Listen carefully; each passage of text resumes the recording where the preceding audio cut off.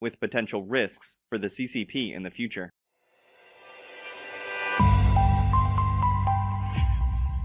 Chinese leader Xi Jinping said that the regime would seek to win the battle of major core technologies and speed up its efforts to achieve technological self-sufficiency. The Straits Times reported that, speaking at the opening ceremony of the 20th National Congress of the Communist Party in Beijing on Sunday, Xi considered the importance of gaining scientific and technological breakthroughs as a strategic need for the regime. He said, "We will accelerate the realization of a high level of technological self-sufficiency." Xi added, "With national strategic needs as a focus, we will gather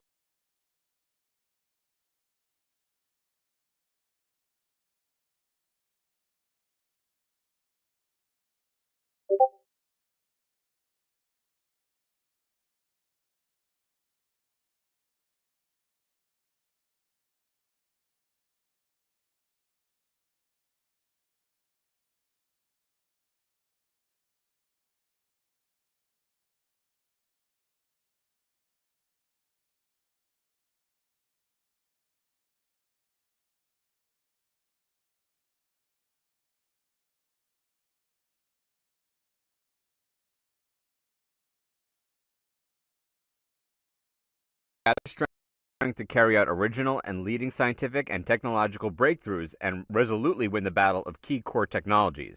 His remarks come after a series of technological bans from the United States to prevent China from accessing its advanced semiconductor technologies. Earlier this month, Washington unveiled strict measures on chip exports control to Beijing. The restrictions aim to cut off China's access to chips used in artificial intelligence and supercomputing that the regime exploits to build its chip industry and enhance its military. The rules require American and foreign tech firms to have U.S. authorization for their advanced semiconductor exports to China, particularly chips for supercomputers and artificial intelligence. Last week, the U.S. also announced a long-awaited national strategy. The strategy showed that China increasingly becomes a major competitor and poses a significant challenge that the U.S. has faced. It said China is the only competitor with both the intent to reshape the international order and, increasingly, the economic, diplomatic, military, and technological power to do it. The national security strategy offers measures for outcompeting the People's Republic of China in the technological, economic, political, military, intelligence, and global governance domains.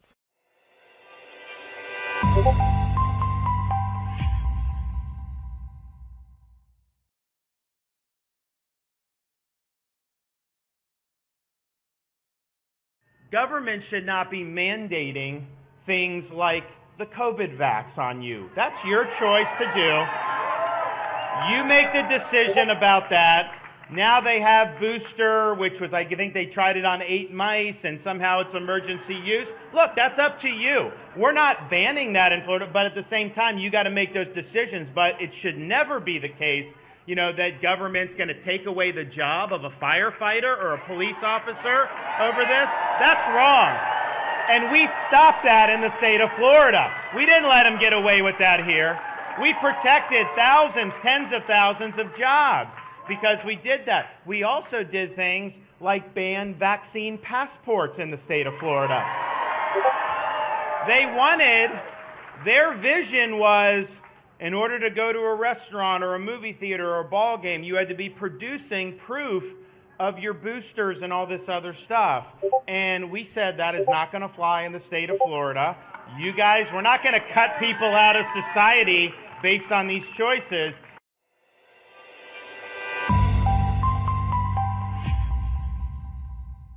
The problem of the mass exodus of talent in Hong Kong continues to be alarming.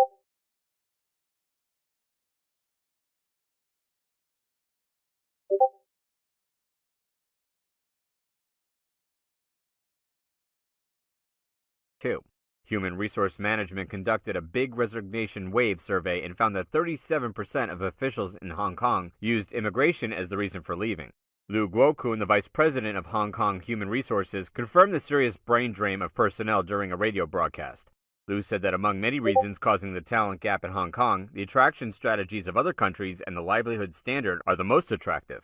Liu said that measures for attracting educated international workers are aggressive and loose, referring to Malaysia's plan to attract high-paid employees and Singapore's overseas online professional visas. He called on Hong Kong to also grab talent, ease entry restrictions, and improve the attraction plan. Otherwise, it will be difficult for Hong Kong's workforce. The Hong Kong nonprofit organization Youth New World showed half the adults surveyed think Hong Kong was less attractive to talents than Singapore. Some advise the authorities to improve politics, education, and a living environment to retain talent. Nearly 70% of adults agree that immigration is the main factor for the shortage of talent and labor in Hong Kong. Due to the shortage of professionals, many intellectual